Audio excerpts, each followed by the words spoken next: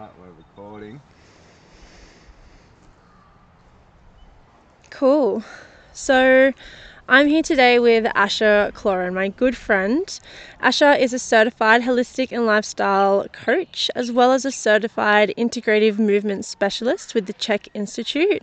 He's also qualified in the holographic kinetics kinesiology system and brain gym kinesiology. Asha has overcome multiple chronic illnesses in himself, as well as guided his clients in overcoming a range of different health issues.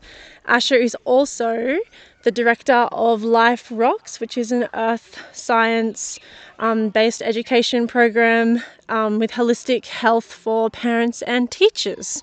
So welcome, Asha. It's so good to be having this conversation with you. Yeah, great to be here with you today on the farm. Yeah. So we're just now on the farm where Asha lives.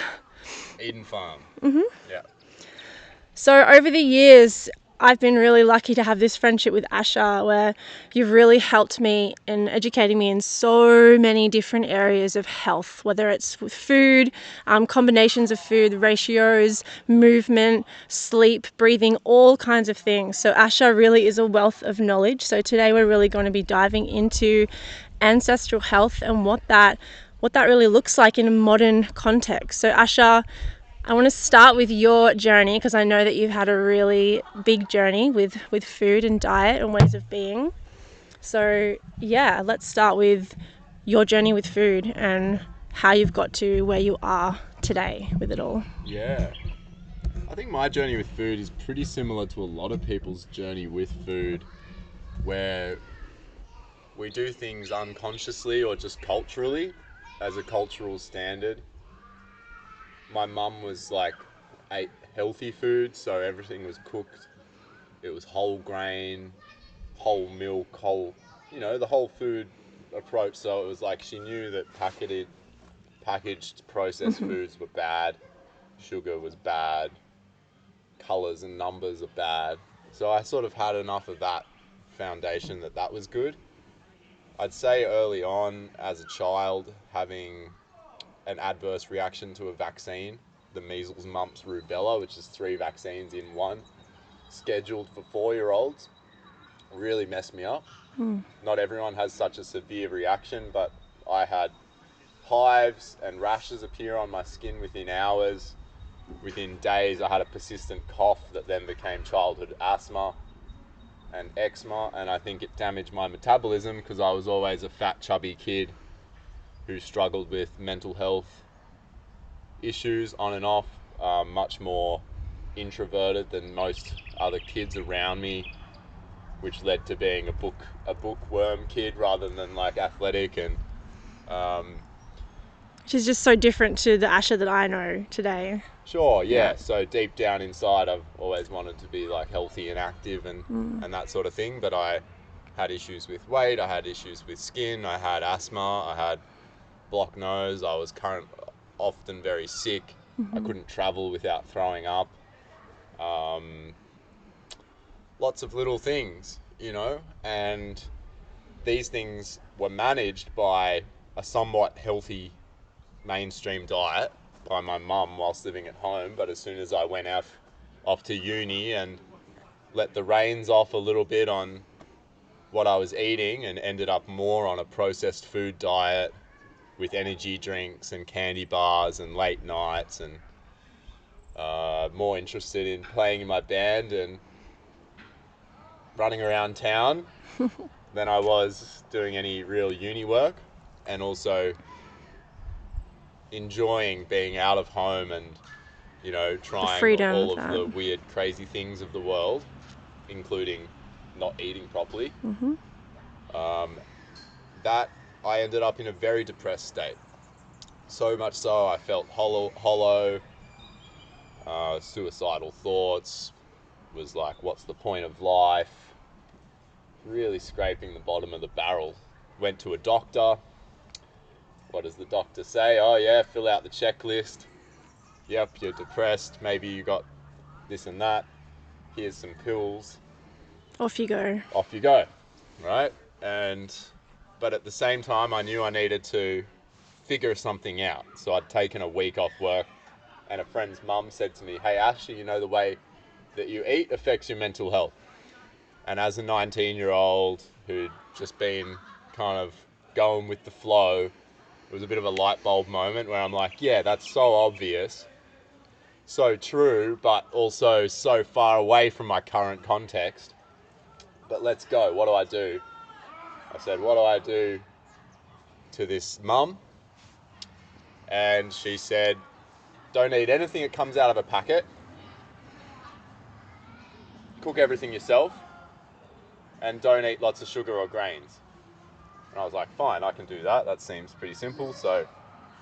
And I'd always enjoyed cooking. I'd always grown up working in hospitality. My first jobs were in hospitality. And I'd always cooked things as a child. So it was no foreign thing to me to cook. Like, I love food. So I started cooking again. Also started taking those pills.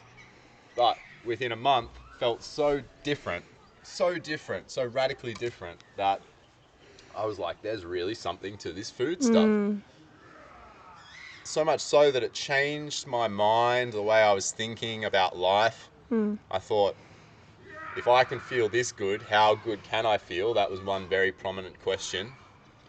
Another one was, if I feel this good and everyone else is doing all this other crap, then how far away is society and culture from the truth That's right. of our reality and the truth of what's happening to our food chain? That was another really potent thought. And the third one was, if life is about healing yourself, not being depressed, not getting caught up in all of this lifestyle drama and stuff that happens when you're unhealthy, then it must be about healthy culture, family, connection to nature, connection to your body. And so these became so prominent in my life that I really had to quit uni and move back home and look after my mum and look after myself, structure a business that was more to do with health and wellness and healing in the long term. I was doing digital media at university and a lot of time spent on computers and that kind of thing. And yeah, so I decided a whole lifestyle shift. And at the end of that, I went back to that doctor and I said, hey mate, guess what I've done? I've done this, that and the other. I'm eating everything myself. I'm cooking everything myself. I haven't eaten any junk food, no more energy drinks. I have, what do you reckon? Is it anything to do with that? Or is it just the pills that you gave me? And he just shook his head and he go, no. Just the pills. Wow. And in that moment, this veil was lifted and I saw a fat, sick, depressed, anxious, dying man in front of me that was that doctor. And salute to you, my friend, wherever you're at. But that's the truth. And until those doctors can peel back and actually experience the things that we've been through to our bodies and to our health in order to achieve different things, they can't talk from experience. They've just got an opinion that's been indoctrinated into them through 8 years of university that they do 1 unit on nutrition. That's right. It's not a holistic approach whatsoever. You look out there, like, what is a tree made of? A little bit of soil, a little bit of water, lots of air. What's a human made of? Fats, carbs, proteins, air, oxygen. We're not made of pills. We never were made of pills. So it's just insane to think that doctors will give you that advice. No, the diet doesn't have any impact. What a load of crap. So that was my genesis story. And since then, been studying with the Czech Institute, which is Paul Czech, the founder of, and really good on the holistic dimensions of life, how to care for those things so that you can live in a high energy state. And then I'd say my connection to nature and, you're really super involved in that work and side of things is a big part of my own philosophy in life around health as well, that you can't achieve health without connection to land and country and Relationship with the land and relationship to the food. Essentially, it's about rewilding what we eat, but on a holistic level, our relationship with it and our connection with our food and where it comes from and understanding all of that. Yeah, it is. you know. And there's that show with Jamie Oliver on it. He asks all the kids, "Where does your food come from?" And they're like, "The supermarket or the packet," or Oh, you know, that's tragic, it and is. that compounds over a lifetime unless you start to connect. You're doing the opposite. You're disconnecting from reality, and then when you end up in that place, now everything's gross. Now everything's yuck. Now everything's not fun unless it's wrapped in sugar, coated in salt, got heaps of colours on it, whatever, you know? That's the cultural norm. Yeah, and Yeah. then you end up as the, you know, the 50-year-old bug phobic lady that's got heaps of health issues and can't go outside and doesn't like eating X, Y, and Z because of some reason that happened 30 years ago. And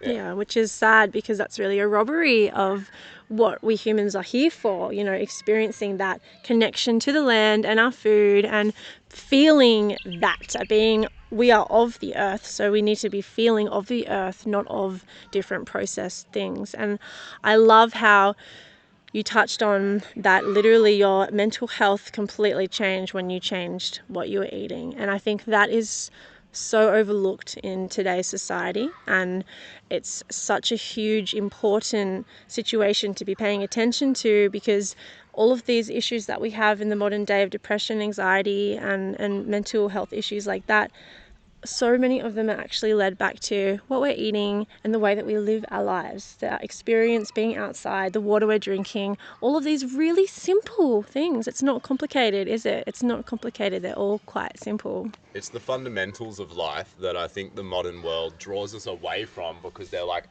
don't worry, we've got it sorted. Water comes out of the tap. Yeah. You turn on the light, there's the light. You press the button, there's the heat. You open the fridge, there's the food. And then it sort of gives you the illusion that all of that's under control, and I can just get on with my life and go to work and, you know, not have to worry about the simple things. That's right. As where the detail of those simple things is where all of the fundamental aspects of our very existence lie, and that you can be damn sure if someone's got a problem up here, you know, in the head, where they're worried about X, Y, and Z, or this and that and the other's going on, or they're just depressed and they don't have purpose in life, they're probably disconnected from those other dimensions of life on some level.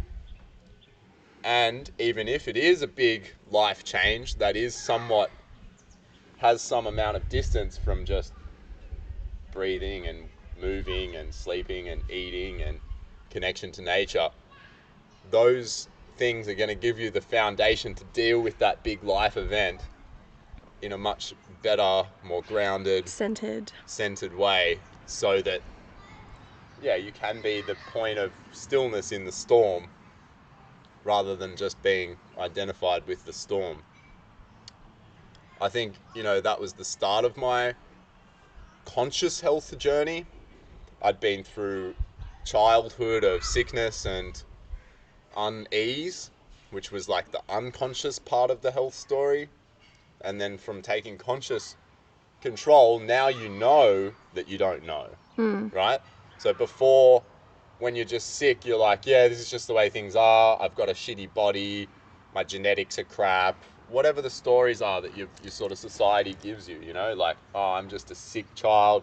Oh, I'm just a big bones child.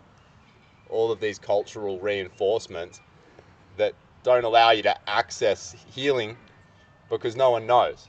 No one knows why you're fat. No one knows why you're sick. Asthma's just a thing, you know. There's no questioning. There's not enough questioning. But then when you start to question and you go, hey, maybe it was the vaccine that messed me up. Hey, maybe it was the diet that messed me up. Maybe it was the factory farm meats that were causing inflammation in my body.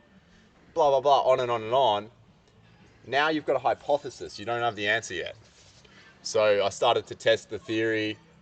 Veganism was one of the steps I took after that non-processed food diet, and then that led, I was running a juice stand at festivals, which was a really fun way to support your lifestyle.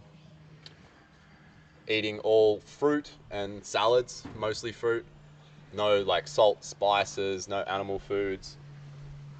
And it was good for a time. It really puts you back in alignment with your soul, because you're so physically undernourished in some other ways that you have to rely on your own spiritual grit to go through situations. And I think coming from that mundane, dense, unconscious way of living, it made me hyper conscious of myself, my inner world, certain things that I had ignored for a long time, and put me back in touch with the power of myself.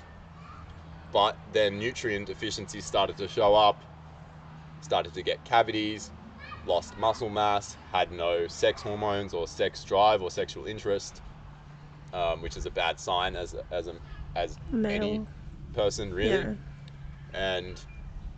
And weakness, head spins upon standing, nocturia, which is where you wake up and have to take a wee in the middle of the night.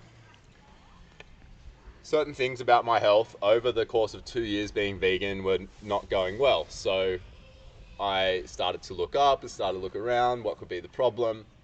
Tried things within the vegan paradigm to fix it, tried food combining, tried combining grains and lentils and this sort of thing to get complete proteins, tried cooked vegan stuff, or everything I do, couldn't get out of it, couldn't get away from those symptoms. So I thought, damn, I need to try some animal foods. And I found the sort of paleo perspective on, and raw primal perspective of like untouched foods of nature. Animal foods are the most nutrient dense.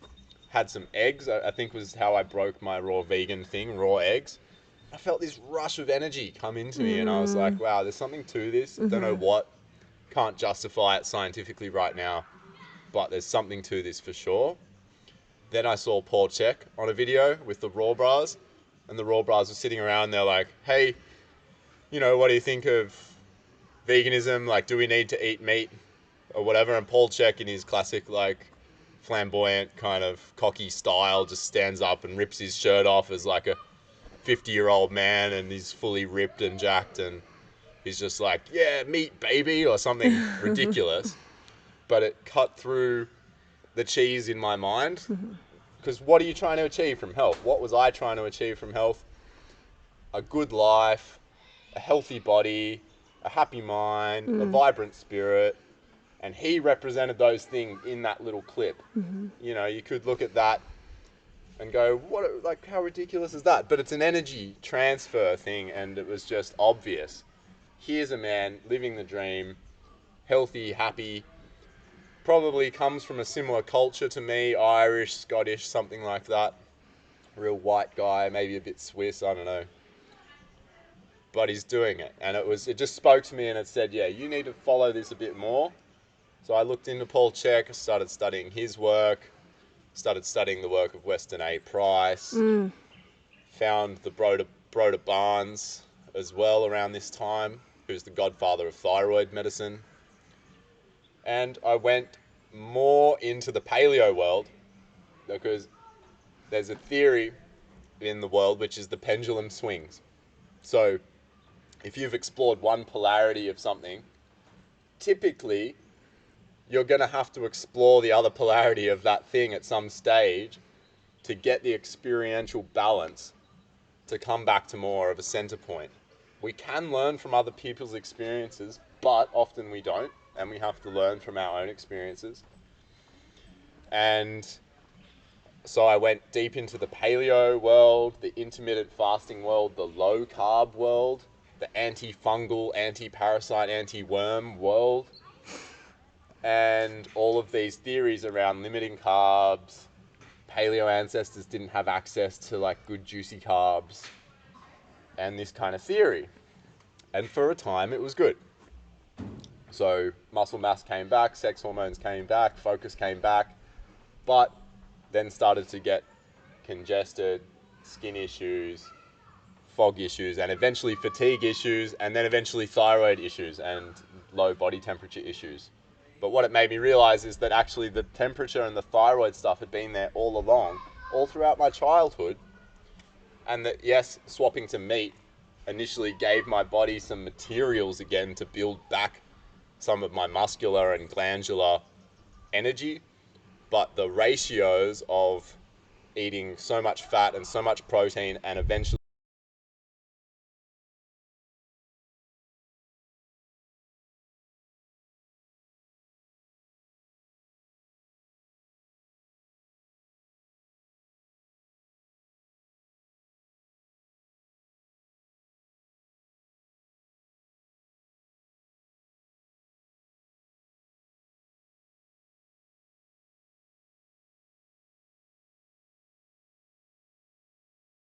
It is. oh yeah. Cool. Yeah, so what was I saying? So, how the thyroid underlying issue was always there, Yeah, limiting carbs. exactly. And exploring these polarities, what's true? Neither polarity is true in its entirety. They're just the different ends of the spectrum that you can explore dietarily. So if you think about all of the diets across the world, they all consist of fats, carbs, and proteins, but they all consist of a ratio or a balance between these elements. And depending upon where you are situated on the planet, the availability of those elements changes a lot season to season. The closer you are on the poles, the basically you only have access to animal foods, fats and proteins for most of the year. And then the closer you are to the equator, the more abundance you have of all three food groups. And these have effects on metabolic pathways. So if you go into a fasted state, that's a survival state that's found in nature when you run out of carbohydrates. And then if you go into a state with, no protein at all, that's actually a state of an organism that doesn't have access to good hunting grounds or good arable land or has any hunting skills, and will be, eventually phased out as well, because there's been no record of any vegetarian or vegan cultures that have lived sustainably for long periods of time, unless they've been doing it specifically and acutely for religious or spiritual reasons. So, I had to map this whole experience, is what I'm saying for myself, where you go into the polarities unconsciously at first, then you come out having gained the wisdom of what worked and what didn't, and then you have to go into another thing unconsciously because you don't know about that until you come out at the other end with more wisdom and experience. And from having mapped out literally everything I could find in the diet world to see what has worked, coming back to the center point now of using your body's indications of temperature and pulse, which is foundational biometric feedback that never lies, not like thoughts, feelings, and ideas can be shaped by perspectives, and those perspectives lead you to make decisions that aren't necessarily empirical. Temperature and pulse can give you an indicator and show you exactly how those macronutrients and your lifestyle choices are impacting your metabolism through time. So metabolism became really the focus of my efforts, and working with temperature and pulse to keep those temperatures and pulses in an optimal range where you're producing a lot of energy, because that's what we want for our life. We want energy so that we can do what we want to do in life. And that's something that I don't bargain with anymore. So I see people on different diets and lifestyles going, oh, this is the best because I feel clean, or I feel healthy, or I feel like it's good, or I feel like it's right. And I'm like, how's your energy? Oh, I'm a bit tired at the front of the day, but that's because of this, that, and other. Is it because of this, that, and the other? Or is it because your metabolism isn't functioning correctly, and do you want more energy? The answer is always yes. Like, if you ask anyone out there, right, do you want more energy? Yes. Yes. So what you're saying is that the metabolism is really the core of health and feeling that vitality and high energy. The metabolism is the spark of life. Yeah. So all of organistic life has metabolic processes that helps it turn aspects of its environment into usable energy to run that organism. Now, I find that profound, to think that right down to the very smallest bacteria, to the various smallest fungi, there's something in there that is converting sugars in its environment to usable energy. It's converting atmospheric gases into usable energy. And we do the same thing. So, you know, the Goldilocks zone is like, is it too hot or is it too cold? What happens if a human goes too hot or too cold? Bad things. Bad things, yeah? So, too cold, we die. Too hot, we die. But if we're moving towards too cold, and we live in the zone before too cold, you know, too cold death. Yeah. But we live in the zone between getting towards too cold. Well, then we're living in a state of energy conservation. Our body's going, I don't have enough resources. I'm under constant threat. My environment is stressful. So therefore I must conserve resources. I'm going to create insulin resistance, so when I find calories, I'm going to put on loads of weight as a protective mechanism. I'm going to down-regulate my mood, so I don't want to go outside, I don't want to take risks, I don't want to do anything that might put my calories that I'm already in a deficit of at risk. So Stress hormones as stress well. hormones, yeah. And all of these stress hormones actually down-regulate our metabolism to the point at which our body's in an energy-conserving state. And that energy-conserving state can be reflected in our physical energy, our emotional energy, our energy in relationships, and how what you're describing right now, it sounds like the symptoms of someone with depression. yeah, You know, so this is the nutritional explanation of what is chemically going on inside of someone that doesn't have a functioning system. exactly right. So there's a lot that can be done with diet when it comes down to mental health issues. And I'm not just talking depression, we're talking depression, ADD, autism, Asperger's, and anxiety. All of these are states that are reflective of biological and physiological processes happening in the body.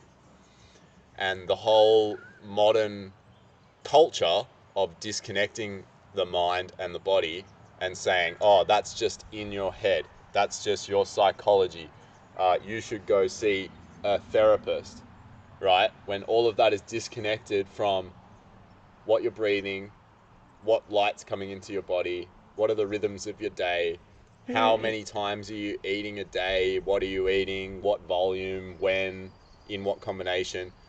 So all of those factors have way bigger influence over your mind than so many of the things that we are taught does. Sure, our boss, our relationships, our work, External factors. there's external factors, but you know, life isn't what happens to you, it's how you respond to it. And if you don't have the energy on board, if your stress hormones are jacked up and you've got a whole bunch of other, you know, forces in your body running you, how are you meant to take charge of the things that happen to you? You can't. That's right. You don't have enough energy in the tank. Which is not a very empowering way to be existing.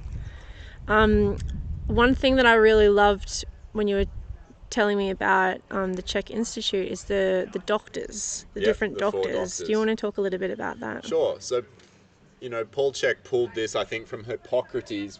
He said there's only... Hippocrates is the famous Greek physician who came up with no harm should be done. First, do no harm in medicine, which has been completely thrown out of pharmaceutical mainstream practice. But he had 3 doctors, which was diet, quiet, Dr. Diet, Dr. Quiet, and Dr. Movement. Dr. Sleep. He didn't have Dr. Movement, was the point, which was interesting because back in the day, when you don't have all of the computers and the washing machines and the cars and stuff, everyone was moving around. So they didn't even have to think that that would be a problem. So it's funny that fast forward, modern humans have to have the doctor movement as well. And isn't that just a prime example of how our lifestyle has changed to one that literally gave us everything we needed by being outside to one where we have to name these things and go out of our way to integrate them into our daily lives? Yeah, totally. And I doubled up on one of the physicians there, but it's actually Dr. Quiet, Dr. Happiness, and Dr. Diet. Okay. So Quiet, Dr. Quiet is your physician that says you need to slow down, you need to rest and sleep. You might need some active rest where you just sit under a tree or rest in the sun. You're not thinking about anything in particular. As where Dr. Happiness is actually the chief physician, and he says, what's your purpose in life? What are your values? What do you fundamentally believe? What kind of relationships do you want to have? What kind of hobbies light you up? What are your passions and your interests? And really, like, fundamentally, this is something that I work with a lot with any client that I have too, is I'll assess where they're at with each of their doctors. How tuned are they to their own happiness and what that means? How tuned are they into their own diet and how they're working with that? How much quiet time do they take for themselves, and do they know how to calibrate that energy? And then are they moving in a way that suits their body?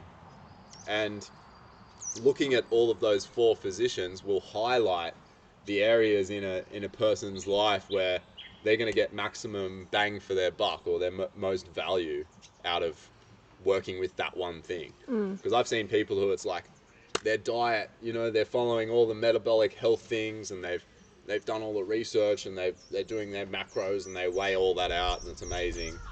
And then they're getting to sleep on time, and it's amazing. And they go to the gym and they do yoga and stuff, and it's whatever. But they don't love themselves, or they don't have really any higher purpose in life.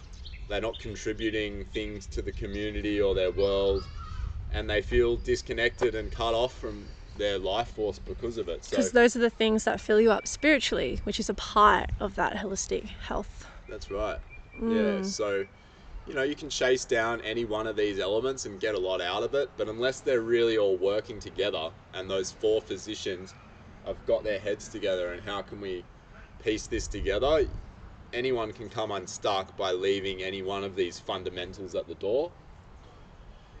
But there's a hierarchy here of needs as well. So if someone has their purpose dialed in, their values, they live by values, they have strong beliefs, they have a strong family system, they have strong relationships, that person can probably ignore a lot of dietary factors for quite a while, longer than the person who's got all the diet stuff right, but has no purpose. That's so interesting. And it just shows how, we're beings of light and air, just as we are of food and water. You might say food and water are like the more yin kind of forces in our life that ground us to the physical dimension, as where like the yang of light and air is more the spiritual qualities of life that uplift us and connect us to realms elsewhere. But there's definitely a fusion of all of those and a balancing of those elements in ourself that has to happen to make up the whole. Yeah. And people can get to know themselves elementally as well. Like, I'm quite a lot of air and fire, and that's why I needed so much of that earth element in my life, and I am quite earthy as well. But if I just led with the passion and the glory and you'd burn out. I'll burn out, and that can be my tendency, is like strong mind. But if that's not backed up by the earthy forces. So then that's a whole another element of health in itself, is getting to know yourself as an individual on a really, mental and physical and spiritual level. Yeah. Like that's part of the health journey. Really knowing the little subtle differences in your body and the way your personality is, the way your mind thinks, like integrating that into your health path. You were speaking this morning with me about like optimal health. Yep. And how people are often searching for that optimal health. And yeah, what does that does that exist? What does that look like to you? There's been a lot of momentum, I think, in the health food movement that's towards optimization, the perfect diet, the ideal version of our ancestors. You see it a lot in the paleo movement, people sort of idealizing the indigenous past, the ancient past, our ancestral past, as like, oh, those guys didn't have to worry about vapes or Wi-Fi or blue light or Yeah. evil technocrats, or like all the things that we face nowadays, that once we sort of wake up to a few of the facts of life, we go, man, these things suck. And there's this longing, there's anger at the system, right? So there's all that stuff, and then that leads the mind to want to find the ideal, right? And I think that quest is very worthwhile, and that ideal can drive you for quite a long time, but it dries up. And it dries up because we're human, and ideals are archetypes. Archetypes can run our lives and burn us out, but they'll burn us to the ground, because we're a multi-dimensional being that's got a lot of different forces operating in us, some of them mysterious, some of them are to do with compromise and letting go and not knowing. And because of that reason, there's always so much more detail, so much more context, so much more allowing that sometimes has to take place in our health journey for us to find a bigger truth and something that's better for us. So I think people pursue the optimal, but at the end of the day, the optimal is a ongoing conversation. It's not a destination to be reached. And I will get clients that I work with where what's the best ratio? What's the best foods? How can I just want to know. You'll hear comments, right? I want to know the best thing, and if I could just take the best thing in a pill, I would. Right?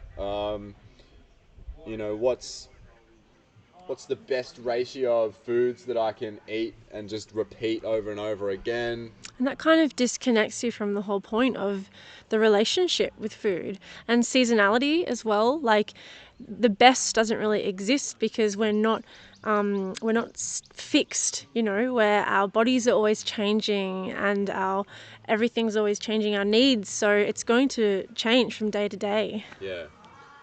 Yeah. And so rather than best, there's better and worse. And I think people think in terms of spectrums, not absolutes. So the polarities actually don't exist. You'll never find them, but you will find the movement between the poles. So you can get better and worse food for sure. Like worst food is like McDonald's. Like let's just call that the polarity of worst food. That it's garbage crap. It's got synthetic colors and all this crap in it. No one wants to know about it, right? And then up the other end of the spectrum, you've got wild caught deer from the Swiss Alps that's been drinking from a glacial spring, and it was caught by your grandmother. That's right, local. And like, yeah, you can achieve both of those things, but the optimal of the wild deer caught in the Swiss Alps isn't always achievable. So you should always think in terms of better and best, and not get trapped. Is like, well, what if you are in the middle of wherever and you you're starving for 4 days and the only thing you find is McDonald's. Like, you're going to be better off eating the worst thing than nothing at some sort of stage. But the reason I'm sort of like talking about these two polarities of better and worse is that there's always a better and worse for your particular moment, and there's always a better and worse for your particular location along your health journey. And I think as long as we can create a model of awareness and a practical way of operating, that we're moving towards more optimal choices in our life, and that we're making better choices, and that we're making optimal choices for our moment now. That's right. We're not, then we lose the attachment to some sort of ideal, which then can create other forms of stresses that block us out from experiencing other parts of life. That's right. And then it's not goal orientated. It's like a lifestyle, a way of being, a way of relating to yourself and food and all of those aspects. Yeah. So on that note about, eating wild foods, something that I've learned in my journey with diet and eating is we could go to, the farmers markets and get a bunch of local fresh herbs, or we could go into our backyard and find a bunch of wild herbs and wild, dandelion, cat's ear, stinging nettle, these kind of things. And the diversity, the genetic diversity that we find in those wild things. Don't get me wrong, the domestic herbs are still great for you, but there's something that I have really noticed in my personal journey with eating that I feel so much more amazing when I'm incorporating wild herbs into my body. And do you want to talk about the diversity of wild foods and how important that is? Because we evolved as hunter-gatherers with so much diversity. Our immune system is made up of lots of different elements, and those immune factors are stimulated from the proteins found in the environment. And every single plant and every single animal has its own unique combinations and balances of those immune system factors and proteins. So if we only ate from a limited range of things, we're only getting a limited range of stimulus. And just as it is, you wouldn't go into the gym and only do 3 exercises forever. You would develop muscular imbalances from doing 3 exercises. So you would develop nutritional imbalances from eating only 4 to 5 to 12 different foods on repeat. And I would be guaranteed that most people get into patterns of eating. I think patterns of eating are compromises to health in the long term. Initially, they can be helpful touchstones for satiation, for health. Even if you create a meal that you know is healing and that sort of thing, they can be useful for a period of time, but that at the other end of that journey, they then become overstimulation of certain elements that have repeated too often, and now your body's becoming made toxic by them. So, Eva's right. Like, if you go and incorporate wild foods in your diet, you're going to get more diversity. You're going to connect to your landscape nearby. You're creating an experience where suddenly you're spending time outside, you're connecting to the land around you, you're connecting to the local soil substrate, which actually then stimulates local probiotic activities. So I have a theory that connects you more to the world around you when you eat from the world around you. And you're getting other nutrient factors that are only contained in those specific plants. So, modern humans eat probably from like 12 to 15 different species of plants as plant foods. If you think broccoli, cabbage, Brussels sprouts are all like from the same family of brassicas, then you can understand that, we actually do eat from a very limited set of food groups. That's right. And then what happens, if you look at autistic, Aspergic, kids with anxiety, kids with learning difficulties, you'll look at their diet, and 99% of the time you'll find they are very limited in what they eat. They might eat apples, potato chips, carrots, and cheese. and that's it. And they scream when they don't get anything else. And that is like, to the parents that continually do that because they're avoiding the screaming, it's like a drug addict, yeah? Like, for the first 4 days to a week, like, the heroin junkie is going to be crawling up the walls and tearing the paint off. But that's the organisms inside them that have become addicted on those feelings, on those set of chemicals, so much so that they're demanding it. But you've got to dry them out, because if you don't dry them out, they'll never know what other food groups are. So Steiner will talk about supersaturation, and people can think what they do with Steiner. He developed agricultural methods like biodynamics, which use the moon and knowledge from the Celts and the Nordics and Western herbalism, and combined all of that into a system of farming that produces exceptional results, so much so that world leaders in wine know that biodynamics is a standard for farming practices because of the taste. Wow. Which is an indicator for nutritional density. Would you believe that taste is an indicator for nutritional density, right? And this all links together, because if we're practicing our food ways in such a way that we're increasing taste, we're increasing flavor, we're increasing connection, we're increasing awareness through integrating things like the moon cycle, through integrating things like other herbs, working with other plants and timings, and we're developing a culture that is not a quick grab thing, it's not a quick fix thing, it's not overwhelming our senses, it's not super saturating us with something other than the environment that we're participating in a part of.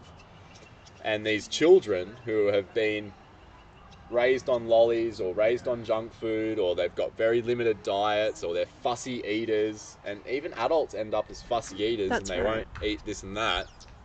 You can be damn sure that it leads back to some super saturation where their body is just totally overloaded with a certain set of nutrients, and now the ecology inside of that body is demanding those set of nutrients, so that we need to step away from that super saturated state, actually dry out a little bit, and then start to eat real healthy foods, and the flavors of those real healthy foods will be so much higher because our taste buds and our palate has adjusted to Rewired. yeah, it's totally rewired. So in that setting, because I know it can be really difficult for parents to get their children to eat these, more healthy foods, what are some maybe exciting ways of bringing more nutritional food to the table and getting these younger children who actually don't want to eat it to eat it? Yeah.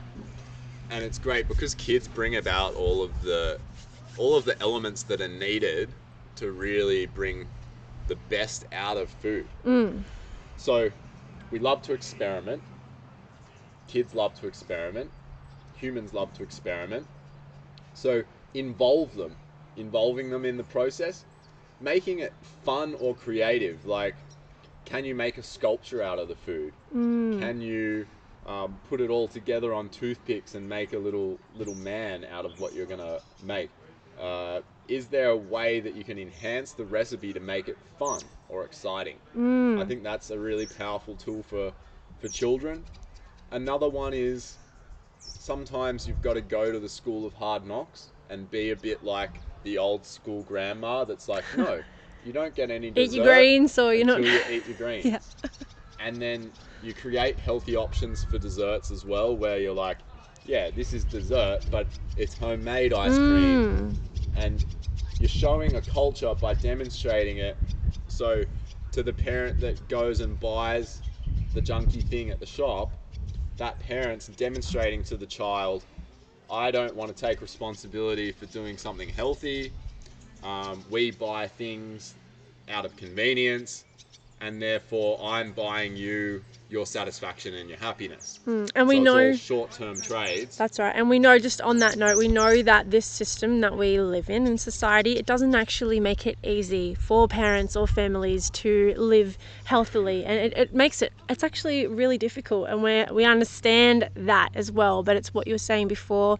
It's just about making those little decisions that step us closer to better, or that more optimal, 100%. Look, yeah, there's a lot of parents out there doing what they can with what they've got. And That's right. I, take my hat off to all of them. But we have to map out the ideal and the optimal. And then we also have to let go of that, but move towards it with happiness in our heart, and also attaching our value system towards those higher things. And Yep. people say, have all sorts of excuses, right? Everyone's got excuses. Organics are expensive. They're too hard to get. It's not convenient enough. When I go out, I can't find blah. And the more often and we produce excuses, the more solidified they become as belief systems, and then the more they block us from accessing simple other truths and simple other perspectives that can lead us towards making better choices and making more optimal decisions. So I would say to those parents that think that organics is expensive, I would think, how many times a year do you visit the doctors? How many days off work sick do you have? How many days off school sick do your children have? How many mental health episodes and tantrums are being thrown? How many behavioral issues are going down? How many nights sleep are being lost because of nutritional deficiencies? And how much of those toxins are building up in the body over a lifetime, creating chronic and acute health disorders at some point? And how many other people are you missing out on meeting because you're not going to a place where healthy food and healthy culture exists? So at the end of the day, it's actually more expensive to not go and buy organics. It's more expensive to not go and find stuff at a farm gate. In the long run, yeah. And it's more expensive to not connect to that culture. Definitely. No, that's all really, really great stuff, Asha. So what are some daily advice tips that you would give to people who are, working 9 to 5 and little things like that? What are some tips that you have to connect people with a more, ancestral and healthy way of being? I think listening to the body is really important, and there's tools in which you can listen to the body better, just as there's tools in which you can observe nature better, like you use a telescope to look at the stars better, or you might use a microphone to pick up bird sounds better. You can use a thermometer and a stopwatch to analyze your temperature and pulse and look at how foods affect you. And what we're trying to get there is a slight boost in temperature and a slight boost in pulse about 20 minutes after a meal. That's showing you that the food that you ate is impacting your metabolism in a positive way, and that your body's creating energy from that food. If your temperature drops, you know that meal that you ate is creating an energy deficit. It's taking energy away from your body to digest the food.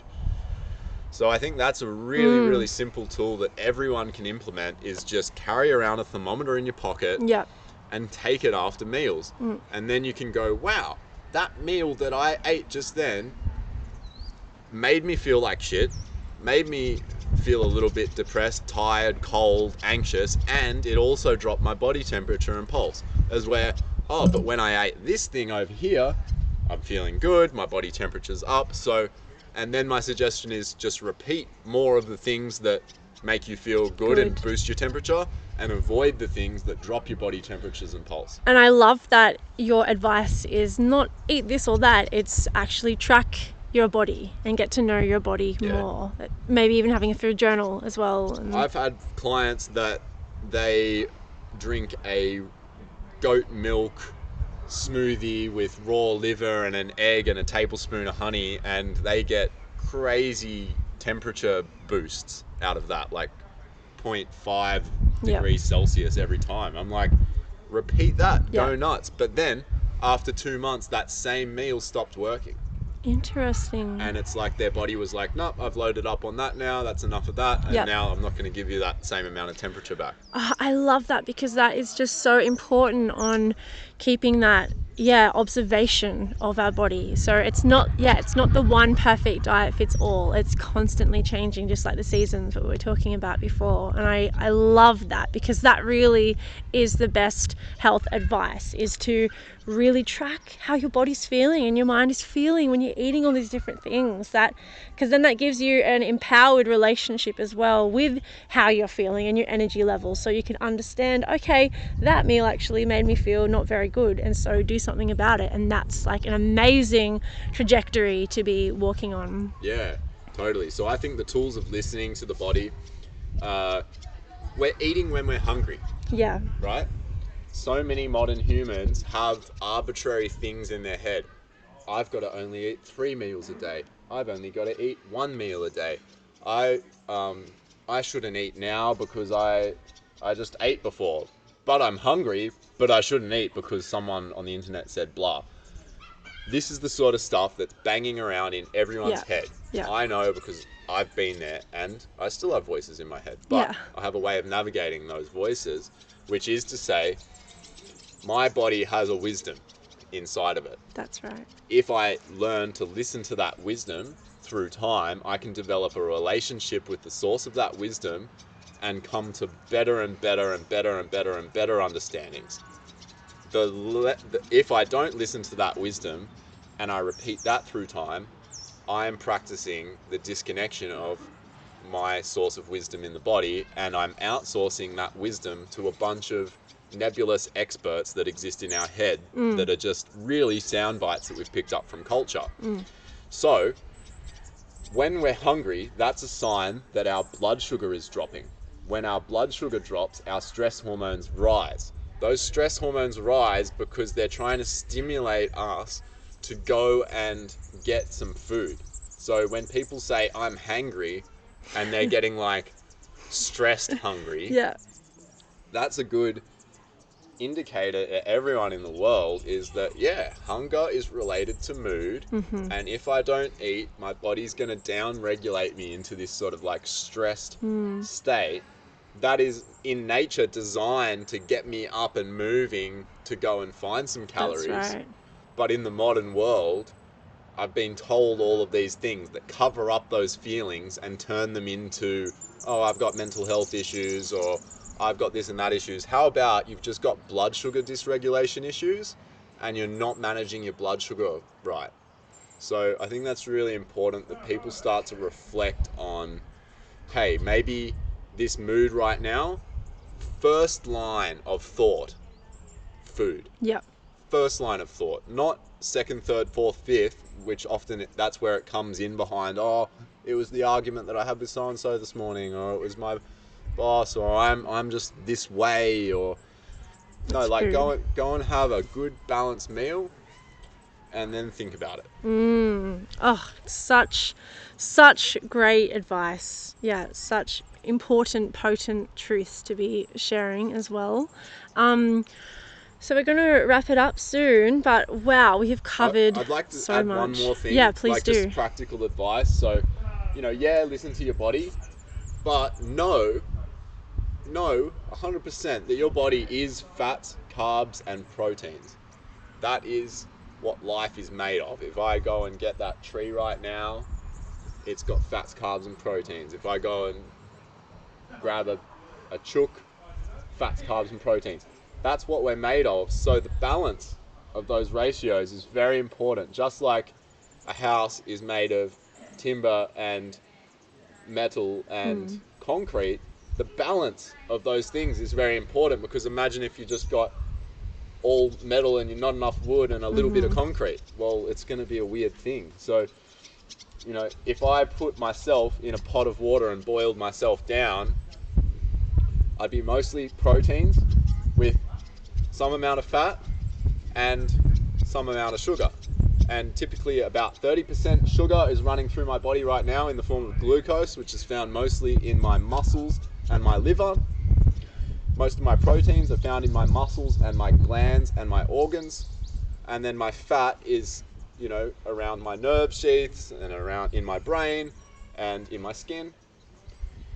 And the balance of these nutrients is very important, but when we eat them all together, that's what gives us the most stable blood sugar out of all. So a lot of people are snacking on carbohydrates all day long. So they'll have a bag of chips, or they'll try to eat fruit in between meals, or maybe they're snacking on some energy drink that's got just some sugar in it, right? What happens when you eat just sugar? It's like throwing gasoline on a fire that doesn't have any wood in there. You're just throwing the quickest form of fuel on, and bang, it's gonna give you a burst of energy. You might get an hour's energy out of it, but then you're more likely to crash sooner, which means a crash means stress hormones up. And harder.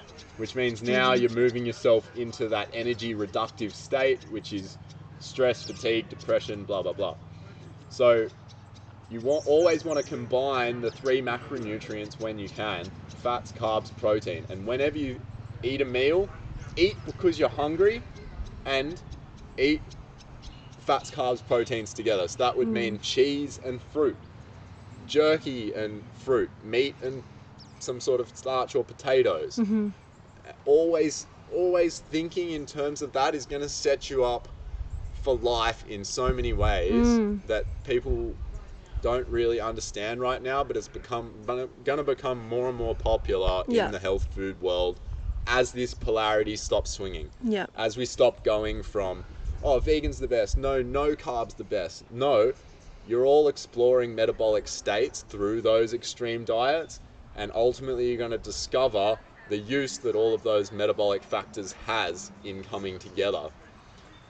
And I really hope that people understand that it's balance, and balance is a challenging, nuanced, complex, contextual story that doesn't lend itself very well to oversimplification, and that if we're ever thinking in oversimplified terms, we're barking up the wrong tree. Yeah. Wow. That's such important, amazing information to just have those leads to do your own research and go on that journey yourself. So before we wrap it up, do you just want to share a little bit about what you offer, like Life Rocks and your health coaching as well? Where can people find you? How can they find you? So I offer a 15-minute free session with me to anyone. They can call me up, they can tell me what is going on for them, and it'll be an informational heavy session. I will tell you literally like 100% what you need to do for your own health in that session.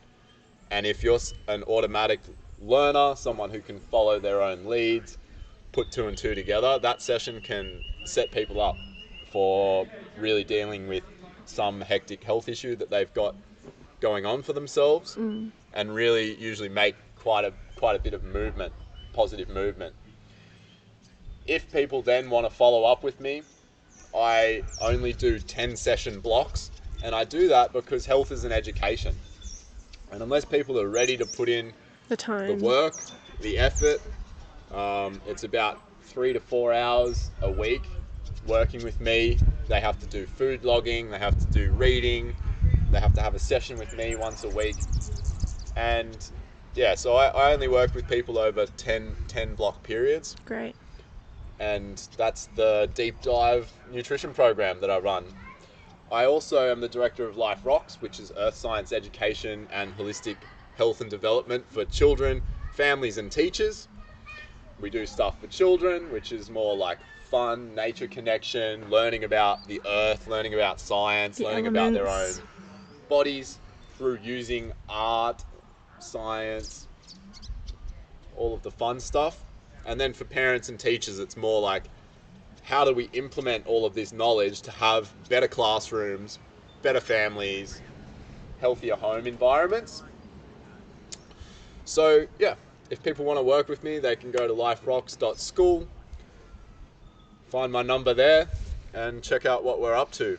Amazing. And I just want to mention some of the resources that we spoke about today. The Weston A. Price, he's got a great book. So Nutrition and Physical Degeneration, Weston A. Price is like photographic evidence of ancestral cultures from 14 different countries that shows that we need fats, carbs and proteins. Yep. Yeah, it's a really thorough resource. Then we got Broder Barnes, the godfather of thyroid medicine, who's really a lot of the foundation of using temperature and pulse to assess health and to increase our metabolic rate, which is our energy production. I'd also put Dr. Ray Peat as very influential in that category of some of the most amazing scientific writings that are on the internet. That was some of the main resources we mentioned. And then Paul Chek from the Chek Institute, really good holistic health advice and definitely strong on the movement side of the fence in terms of posture and alignment and infant development, how we evolve through our movement patterns and how we can use those to assess where we're at in life and how our body's functioning. Amazing. And I just want to conclude on all of these are really amazing resources for us to then bring that power into our own self. So not having to rely on any resource after, they're just leads to empower the individual human to go on that journey, that deep dive into their own health themselves. 100%. That's what my 10-week course is about. Yes. Is the deep dive into nutrition and lifestyle so that you can be your own practitioner for life. Yeah. I love seeing people fish for themselves. Yeah. And all of my clients teach me so much because they're out there experiencing their own life through their own unique lens, coming across their own unique experiences, and then they give me back knowledge because they're actually students of life just like I am. Amazing. Thank you so much, Asher. It's been a solid conversation and we hope that you all enjoyed it and got a lot out of it. Thanks, Eva. I'm really happy to chat to you and it's been great to have you on the farm. Yay. Life rocks.